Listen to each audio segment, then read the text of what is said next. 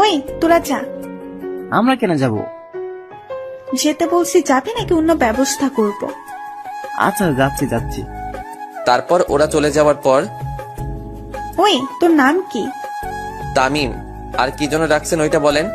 কেন, তোকে কি কাজ ছাড়া ডাকা যায় না নাকি? তা নই, কিন্তু কেন ডাকলেন তা তো বলেন। তখন নীলা বলল, অবনী দেখ, ওই খ্যাত ছেলেটা তোর মুখে মুখে কথা বলতেছে আর তুই তা সহ্য করতেছিস। তখন অবনী বলল, ওই খ্যাত, তোর সাহস কি করে হয় আমার মুখে মুখে কথা বলা? এই বলে ঠাস। আপনারা ভাবছেন থাপ্পড়টা আমার গালে লাগছে? আপনারা ঠিকই ভাবছেন, থাপ্পড়টা আমার গালে লাগছে। আর ওর থাপ্পড়ের আওয়াজ শুনে যারা কলেজে ছিল সবাই আমার দিকে তাকিয়ে আছে, আর আমি গালে হাত দিয়ে দাঁড়িয়ে আছি। আমাকে মারলেন কেন? আবার আমার মুখে মুখে কথা বলতেছিস? সরি আপু। ঠাস, আবার থাপ্পড় মারলো। এই বড়লোক মেয়েগুলো গরিবদের ভাবেটা কি? আমরা গরিব বলে কি আমাদের কোনো প্রাণ নেই? আমাদের কি কোনো ফিলিংস নেই? আমরাও তো মানুষ। আপনি আবার আমায় মারলেন কেন? আজ থেকে আমায় ম্যাডাম বলে ডাকবি। কি বলে ডাকবি? ম্যাডাম বলে। এই তো গুড বয়। আর শোন, কাল সকালে তাড়াতাড়ি আসবি। Okay madam. তারপর অবনীর কাছ থেকে বিদায় নিয়ে সোজা বাসায় চলে আসলাম। তারপর ফ্রেশ হয়ে আম্মুকে বললাম, আম্মু খুব খিদে পেয়েছে, খাবার দাও। আচ্ছা তুই টেবিলে বস, আমি খাবার দিচ্ছি। তারপর খাবার খেয়ে রুমে গিয়ে শুয়ে গেলাম। আর কলেজে ঘটে যাওয়া ঘটনাগুলো ভাবতেই কখন যে ঘুমিয়ে গেলাম নিজেও জানি না।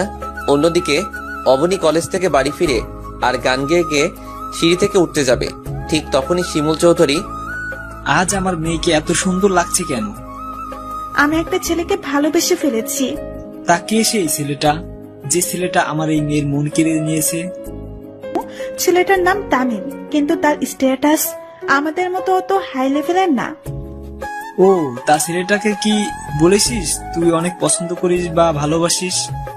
না মা, আচ্ছা এসব এখন থাক না। এসব এখন খুব জোরে খিদে পেয়েছে, তুমি খাবার রেডি করো, আমি ফ্রেশ হয়ে আসতেছি। নীলা। আচ্ছা যা মা। দোস্ত তুই কোথায়, আজ আসবি না? আমি তো ঘুম যাচ্ছি। কি? আচ্ছা তুই রবিক আঙ্কেলের চায়ের দোকানে চলে আয়। কেন বলো তো, কোনো সমস্যা হয়েছে নাকি? আরে না, আজ আড্ডা দিবি না? আমি তো আড্ডা দেওয়ার জন্য কল দিচ্ছি। সরি দোস্ত, আজ থেকে আমি আর আড্ডা দিব না।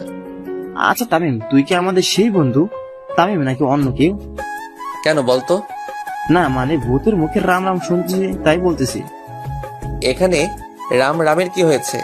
আমরা তো অনেক আড্ডা দিয়ে অনেক সময় নষ্ট করছি, আর সামনে পরীক্ষা, তাই ভাবলাম ভালোভাবে প্রস্তুতি নিতে হবে। আচ্ছা ঠিক আছে দোস্ত। তারপর বাহিরে চলে আসলাম। তারপর মাগরিবের নামাজ পড়ে বাড়িতে চলে আসলাম আর বই নিয়ে পড়তে বসলাম। তারপর 10টার দিকে আম্মু খাবার জন্য ডাক দিল। তারপর ডিনার করে ঘুমিয়ে গেলাম। তারপর সকালবেলা ঘুম থেকে উঠে ফ্রেশ হয়ে নাস্তা করে কলেজে যাই। আর কলেজে গিয়েই তো আমি অবাক, কারণ অবনী আজ শাড়ি পরে আসছে। মনে হচ্ছে আসমান থেকে পরি নেমে এসেছে। ছি, আমি এসব কি ভাবতেছি? ও কোথায় আর আমি কোথায়? ওরা বড়লোক আর আমরা গরিব, ওদের সাথে আমাদের মানায় না। তারপর এইসব ভাবতে ভাবতে ক্লাসে চলে আসলাম। নীলা, আজ এই খ্যাতটা আসেনি নাকি? জানি না রে। আচ্ছা চল, ক্লাসের সময় হয়ে গেছে, ক্লাসে যাই। চল। কি রে অবনী, কাকে খুঁজছিস? আর ওই খ্যাতটা আসে নাই না কি আজ? তারপর হঠাৎ অবনীর আমার দিকে চোখ পড়তেই, দেখ নীলা, ওই খ্যাতটা কলেজে আসলো অথচ আমার সাথে দেখা করেনি। এর একটা বিহিত করতে হবে। আজ ওর একটা বিহিত করতেই হবে। ক্লাস ছুটি হোক, তারপর দেখাচ্ছি। আমি ক্লাসে এসে বন্ধুদের পাশে বসে গেলাম। তখন রাফি বলল, কিরে দোস্ত কি অবস্থা? এই তো ভালো, তোদের কি অবস্থা? আমরা ভালো দোস্ত। তারপর স্যার ক্লাসে চলে আসলো। তারপর স্যার কিছু নোট লিখে দিলেন আর বললেন, আচ্ছা কাল তোমাদের এই বিষয়ের উপর ক্লাস টেস্ট নেওয়া হবে, তাই সবাই ভালোভাবে প্রস্তুতি নাও।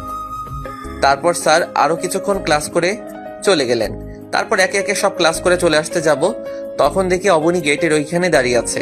আমি অবনীকে না দেখার ভান করে চলে যেতে যাব, তখনই, ওই খ্যাত, তোকে সকালে আমার সাথে দেখা করতে বলেছিলাম না? সরি আসলে ভুলে গেছিলাম।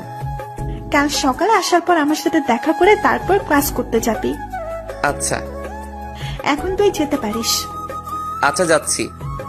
এই বলে বন্ধুদেরকে নিয়ে চলে আসলাম। মাঝপথে রিয়াদ বলল, আচ্ছা দোস্ত, ওই অবনী তোর পিছনে এভাবে লেগে আছে কেন?